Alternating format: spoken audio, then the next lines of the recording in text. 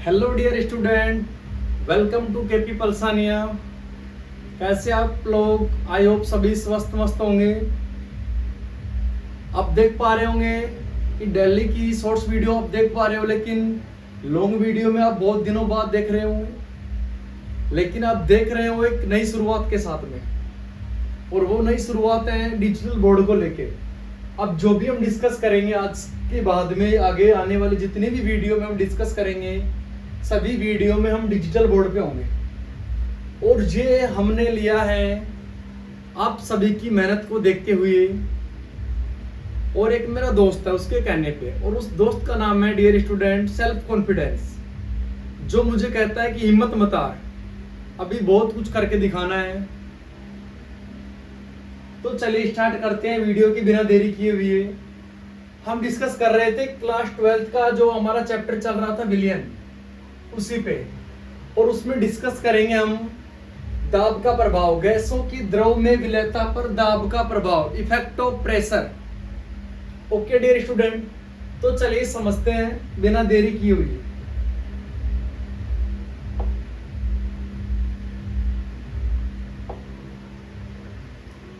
अब देखो, सबसे पहले हम क्या लेते हैं, हमारे पास एक पात्र है, मान लो समझने के लिए, और इसमें क्या भरी हुई है,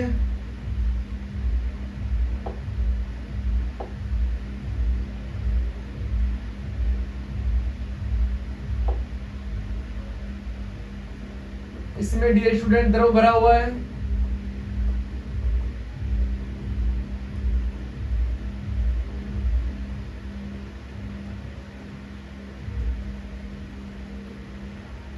और ये क्या है हमारे पास में, गैस के मॉलिक्यूल।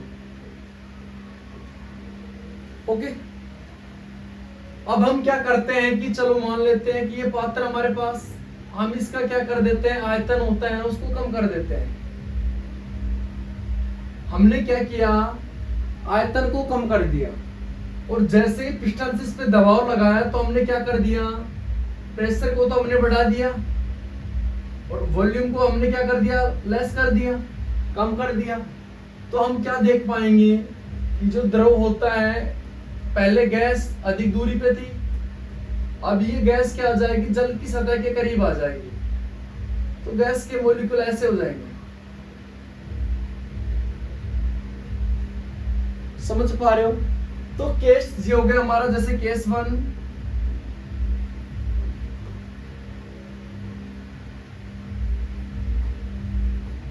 और ये हो गया केस सेकंड। अब केस सेकंड में हम क्या देख रहे हैं कि जैसे ही हम आयतन को कम करते हैं, प्रेशर को बढ़ाते हैं, तो जो गैसों की जो विलेयता होती है द्रव में, क्या होती है, प्रेशर के साथ साथ बढ़ती जाती है। और अधिक प्रेशर लगाएंगे तो गैस के मॉलिक्यूल द्रव के अंदर चले जाएंगे। ओके, क्यों चले जाएंगे? क्योंकि अधिक प्रेशर पर गैस होती है किस में चेंज हो जाती है, द्रव में। जैसे घरेलू सिलेंडर होता है, उसमें देखते होंगे ना कि ऐसे जब उसको हिलाते हैं ऐसे आवाज आती है जैसे इसमें जल भरा हो, लेकिन जल नहीं होता, उसको गैस को हाई प्रेशर पे भरा जाता है। अब देखो क्या हो गया हमारे पास, इस सभी कंडीशन में हमने क्या किया, मानो टेम्परेचर को हमने क्या कर दिया, नियत कर दिया, कांस्टेंट। तो क्या हमारे पास क्या प्राप्त हुआ, देखो, निश्चित तापमान पर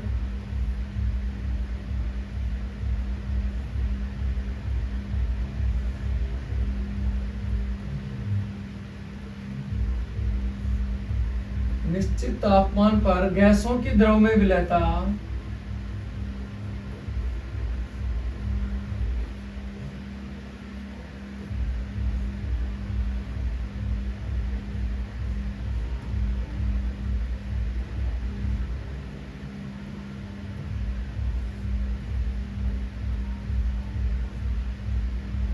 दाब बढ़ाने के साथ साथ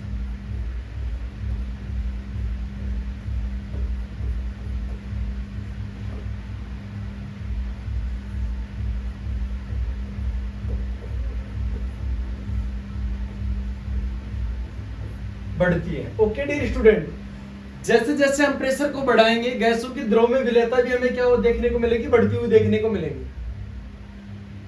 अब ये जो सभी कंडीशन है कि कितनी मात्रा घुली, कितनी नहीं घुली, कैसे घुली, इन सभी का अध्ययन किसने किया? हेनरी नामक वैज्ञानिक ने। तो नोट करो, गैसों की द्रव में विलेयता का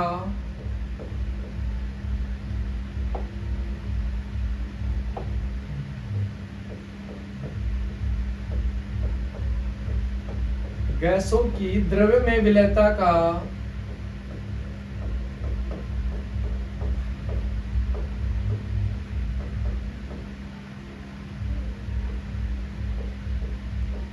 मात्रात्मक अध्ययन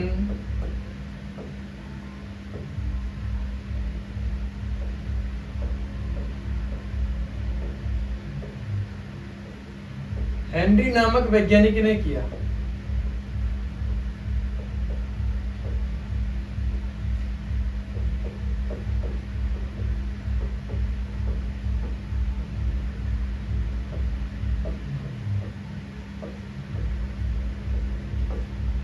ओके डे स्टूडेंट, सबसे पहले आपको क्या करना है?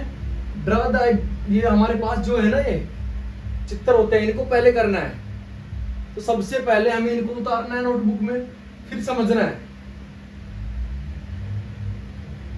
अब ये जो हेनरी ने अध्ययन किया है, दो तरीके से किया। तो सबसे पहले हम नोट करते हैं 1, जिसको हम क्या नाम देंगे? अध्ययन 1।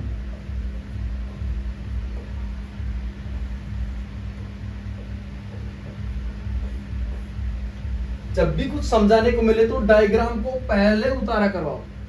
Draw the diagram first. Okay dear student, अब अध्ययन 1 में क्या कहा कि मान लो हमने, हेनरी ने कहा कि चलो ठीक है, तापमान को नियत कर रहे हैं हम, और फिर क्या कर रहे हैं? प्रेशर को बढ़ा रहे हैं। तो जैसे जैसे प्रेशर को बढ़ा रहे हैं तो गैसों की द्रव में विलेयता भी क्या होती है? बढ़ती जा रही है धीरे धीरे।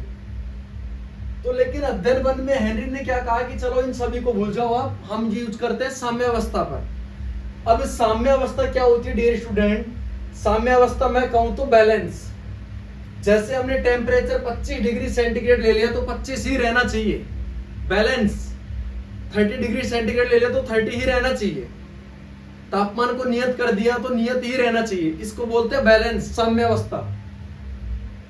तो हेनरी ने क्या कहा कि साम्यावस्था पर, तो उन्होंने कहा कि नियत, साम्यावस्था पर भी तापमान को क्या करेंगे? नियत। तो उन्होंने कहा कि नियत ताप पर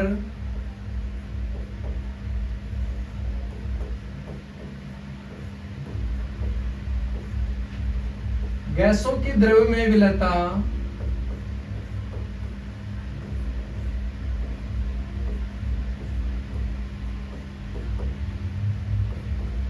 गैसों की द्रव्य में विलेयता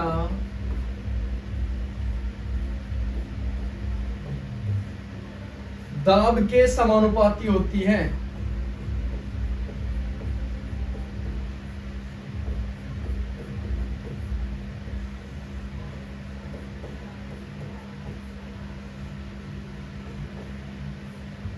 ओके डे स्टूडेंट, उन्होंने क्या कहा कि m समानुपाती किसके होगा? P के। अब जैसे हम जब भी कोई कांस्टेंट मान आता, जैसे ही हम क्या करते हैं? डायरेक्ट प्रोपोर्शनल है, तो जैसे ही प्रोपोर्शनल का चिन्ह हटाते हैं तो क्या आ जाएगा? कांस्टेंट। तो k बराबर m बराबर क्या हो जाएगा? k into P.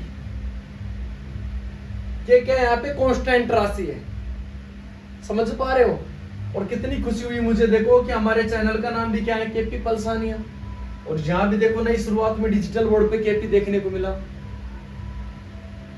तो ओवरऑल अध्ययन में ये निकल के आया। समझ पा रहे हो ना बात को? हेनरी ने कहा कि साम्यावस्था पर नियत ताप पर गैसों की द्रव में विलेयता दाब के समानुपाती होती है। और उसने क्या कहा कि m समानुपाती p। जब भी समानुपाती का चिन्ह हटाते हैं तो क्या आएगा? m बराबर k इंटू पी। समझ पा रहे हो ना बात को? और m क्या है यहाँ पे? घुली हुई गैस की मात्रा। यहाँ पे डियर स्टूडेंट m क्या है? घुली हुई गैस की मात्रा।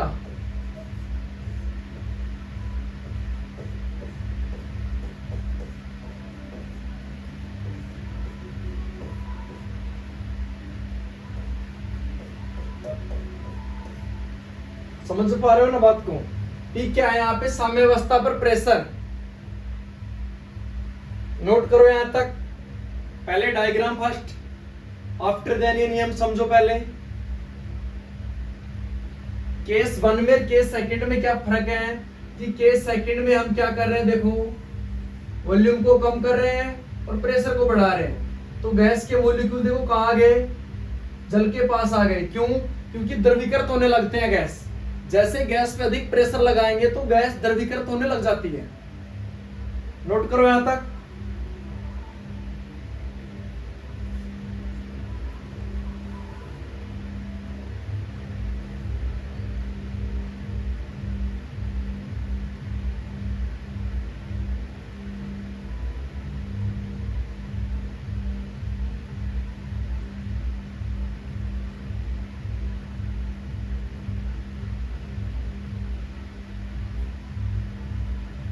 ओके, चलिए नेक्स्ट पेज पे चलते हैं।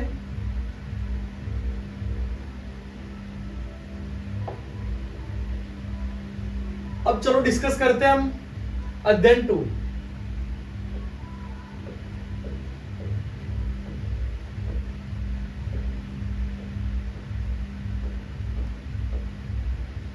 अध्ययन 2। अब इसमें देखो हेनरी ने क्या कहा कि चलो हमने डिस्कस कर लिया द्रव्यमान को लेके, गैस के जो वजन था, कितनी मात्रा घुली उसको हमने द्रव्यमान में काउंट किया, घुली हुई मात्रा को m से दर्शाया। अब उन्होंने कहा कि हमें ज्ञात करना है मोलन्स के रूप में। तो जो नंबर अध्ययन नंबर डिस्कस सेकंड किया उसने किया मोलन्स को लेके। अब मोलन्स क्या होता है डियर स्टूडेंट, किसी भी विलयन में उस अवयव का अंश कितना है उसे क्या कहते हैं, मोलन्स। किसी विलयन में किसी अवयव का अंश कितना है उसे क्या कहते हैं, मोलन्स। तो सेकंड नियम क्या कहता है कि इस नियम के अनुसार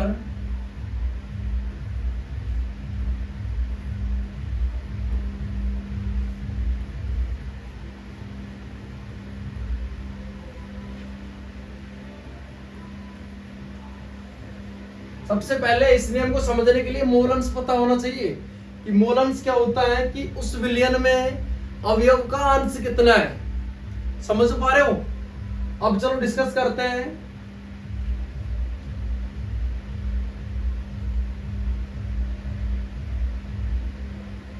ओके, अब देखो इस नियम के अनुसार किसी गैस का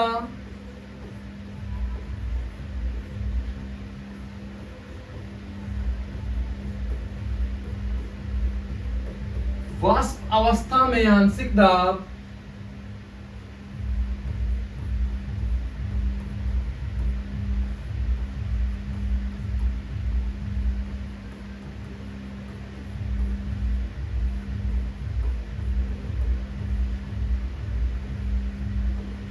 उस विलयन में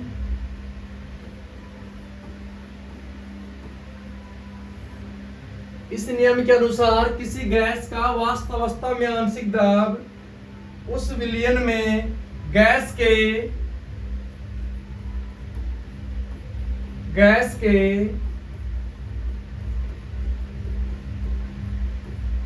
मोल अंश के समानुपाती होता है।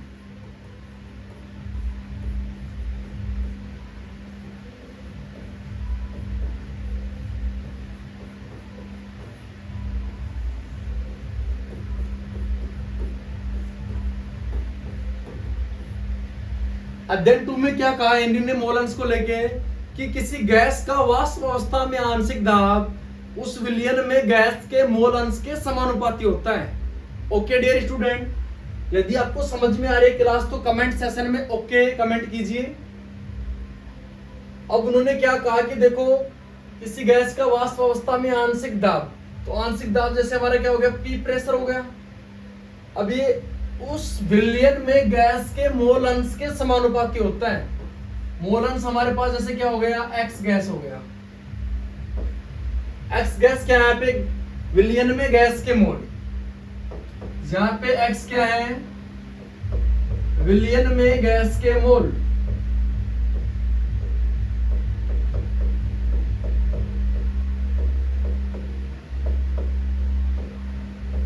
अब एक बात और बताऊं डियर स्टूडेंट में कि जैसे विलयन लेंगे ना तो विलयन कैसा लेंगे, तनु विलयन लेंगे, डाइल्यूट विलयन। ओके, सभी प्रैक्टिकल किस पे हो रहे हैं, तनु विलयन पे। तो एक्स गैस क्या हो गया यहाँ पे कि विलयन में गैस के मोल, P क्या हो गया यहाँ पे आंशिक दाब,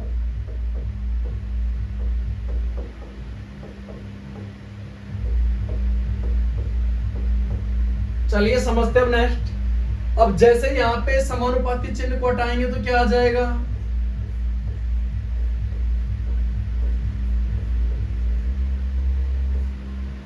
और इस KH को क्या कहते हैं डियर स्टूडेंट, यहाँ पे जो KH आया, KH को क्या कहते हैं, हेनरी स्थिरांक।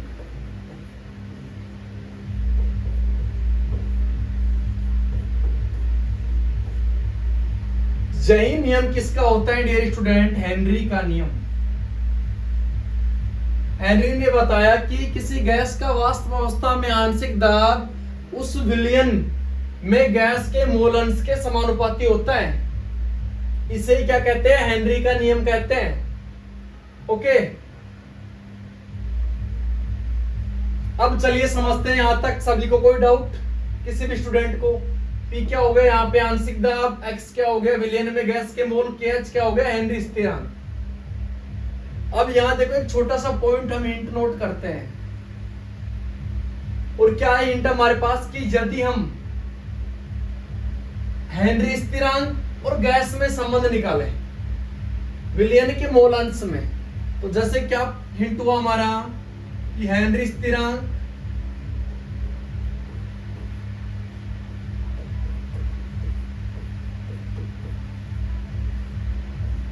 और गैस के मोल अंश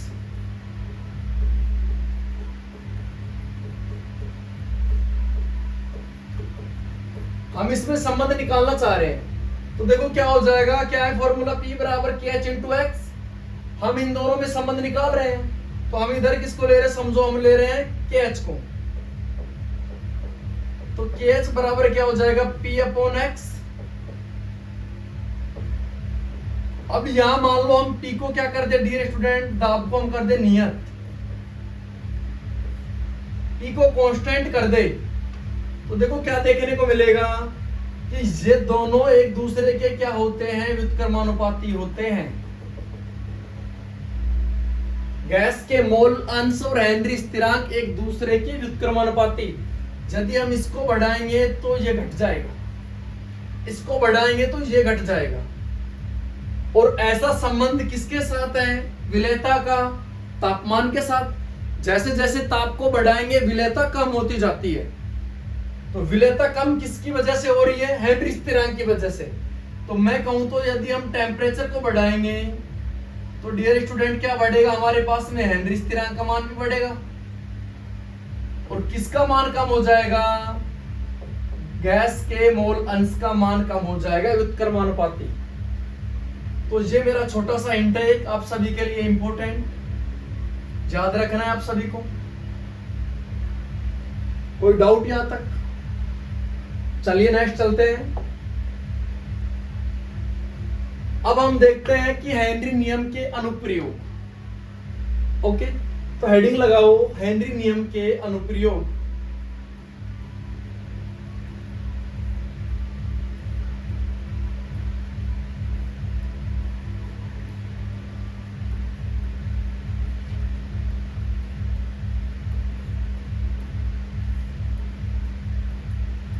और इसमें फर्स्ट नोट करो, देखो कि जो भी आप शीतल पेय पदार्थ होते हैं और उसमें जो CO2 भरी जाती है उच्च ताप पर भरी जाती है या उच्च दाब पे।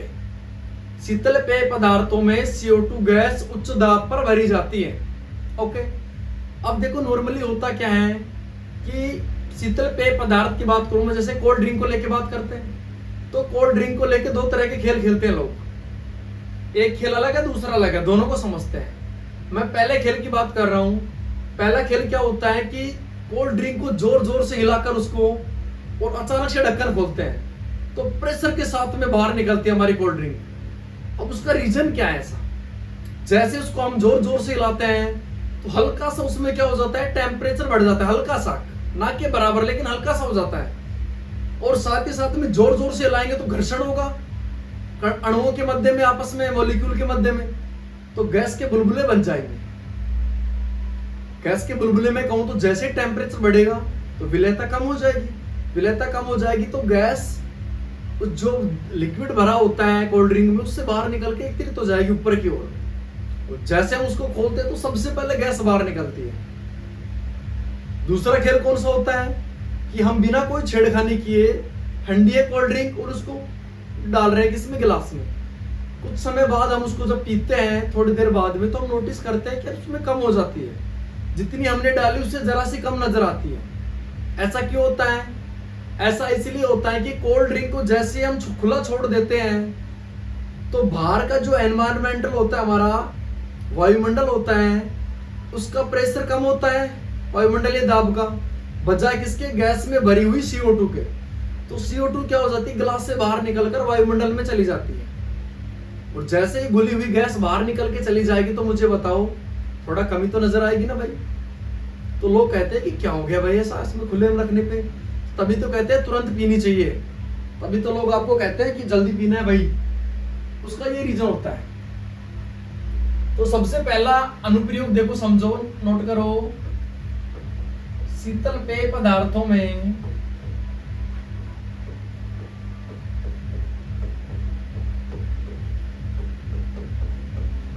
CO2 gas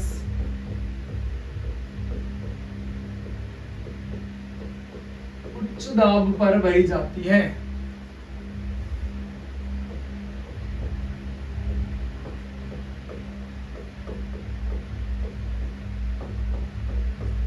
okay.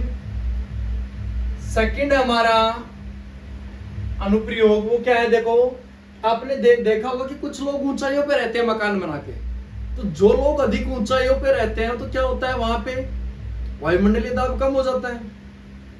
और वायुमंडलीय दाब कम होगा तो हमारे रक्त वो जो श्वसन करते हैं उनके रक्त में क्या हो जाता है, O2 की विलेयता कम हो जाती है।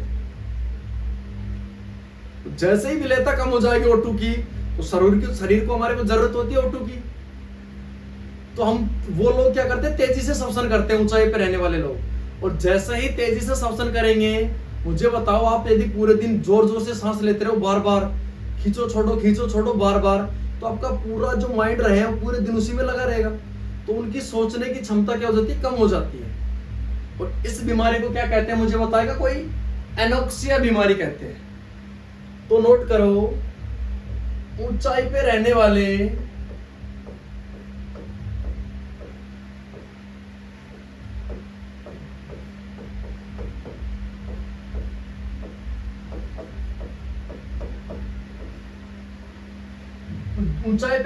लोगों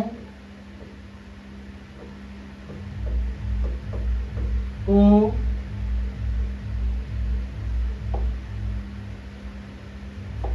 या लोगों के शरीर में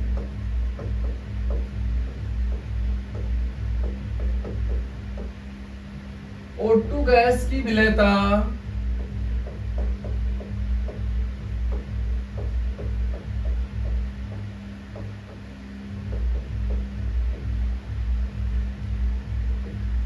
कम हो जाती है। शरीर में या ब्लड में मैं कहूं तो ठीक है, कोई डाउट नहीं है। जिससे वो क्या करते हैं, जिससे वो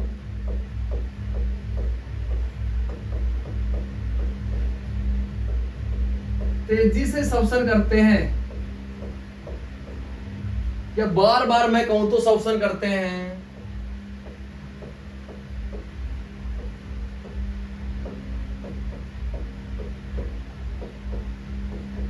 जिसके कारण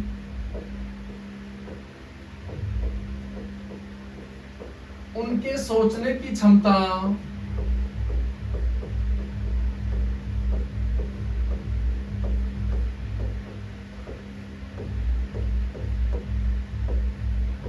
कम हो जाती है।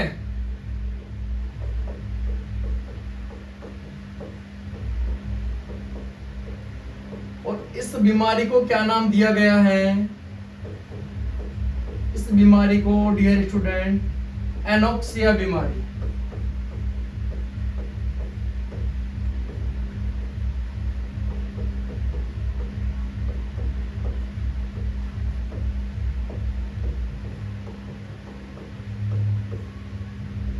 कहा जाता है। अब देखो इसी का एक रूप हो रहा है इस बीमारी का, हाइपोक्सिया। वो क्या होती है, कम ऊंचाई पे होती है, लेकिन जो लोग ज्यादा ऊंचाई पे रहते हैं उनके माइंड पे अधिक फर्क पड़ता है सोचने समझने में, तो उनको जो बीमारी होती है उनको बोलते हैं एनोक्सिया, और जो थोड़ी कम ऊंचाई पे रहते हैं उनको बोलते हैं हाइपोक्सिया। Okay, no doubt. अब नंबर 3 पॉइंट है हमारा अनुप्रयोग में, आपने देखा होगा कि समुद्र में जो गोताखोर होते हैं, जैसे वो जितने नीचे तल में जाते जाते हैं तो जल क्या करता है, उसमें प्रेशर लगाता है उनके शरीर पर। जैसे जल प्रेशर लगाएगा, दाब लगाएगा अधिक, तो ब्लड में O2 की विलेयता बढ़ जाएगी। लेकिन जैसे वो बाहर आते हैं वापस फिर से जल से बाहर आते हैं, तो अचानक से क्या हो जाती है, O2 की विलेयता ब्लड में कम हो जाती है। यदि अचानक से कम हो जाएगी तो उनका शरीर ऐंठ जाता है। इसे क्या कहते हैं, बैंड कहते हैं। ओके, लिखो समुद्री गोताखोर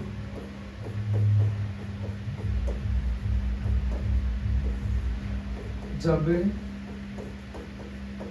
तल में जाते हैं तो, यदि गहराई में जाते हैं तो जल के द्वारा शरीर पर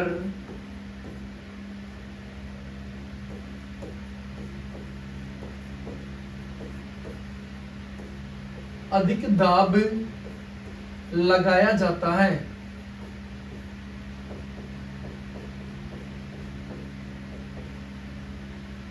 जिसके कारण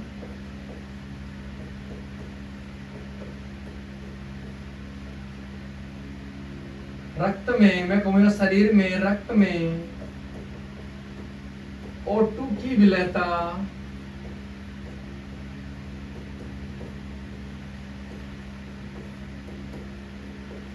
बढ़ जाती है। ओके, लेकिन जैसे ही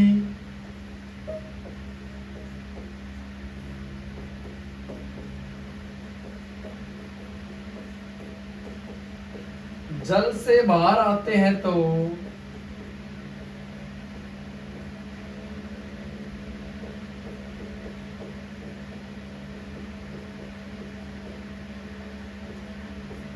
तेजी से O2 गैस बाहर निकलने लगती है, निकल जाती है, बाहर निकल जाती है,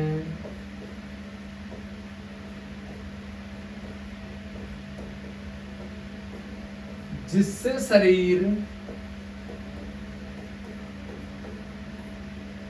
ऐंठ जाता है, जकड़ जाता है।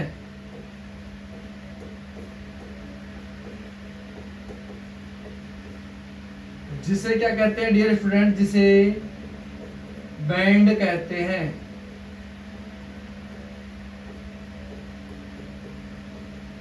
ओके, उसे क्या कहते हैं, बैंड कहते हैं। अब इससे बचने के लिए क्या करते हैं समुद्री गोताखोर, जो ऑक्सीजन जो सिलेंडर होता है उसमें नाइट्रोजन व हीलियम गैस का यूज करते हैं। और हीलियम गैस स्पेशल क्या करती है, N2 की मात्रा को कम रखती है, समझ पा रहे हो, नियंत्रण में रखती है हीलियम गैस, अक्रिय होती है। चलिए नेक्स्ट, अब हम समझते हैं हेनरी नियम की सीमाएं।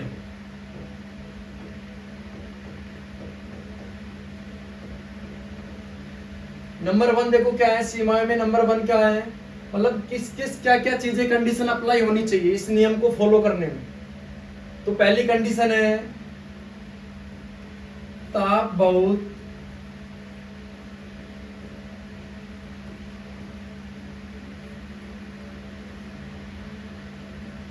अधिक या कम, ताप बहुत कम नहीं होना चाहिए, सॉरी,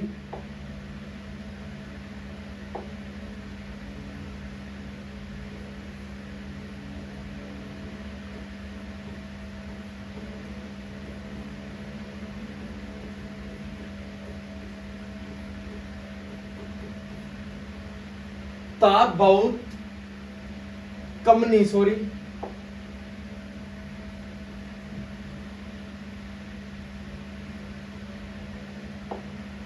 मैं लिखो तो नोट करो दोबारा से, ताप अत्यधिक कम, ऐसे नोट कर लो। ताप अत्यधिक कम नहीं होना चाहिए।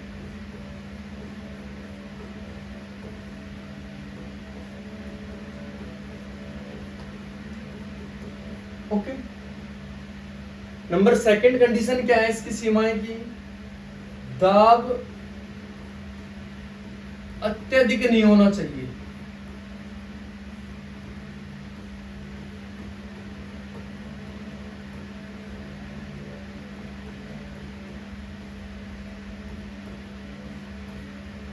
और जो थर्ड कंडीशन है वो क्या है?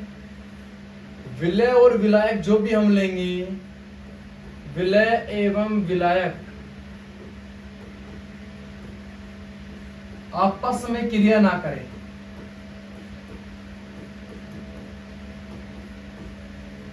क्रिया ना करें।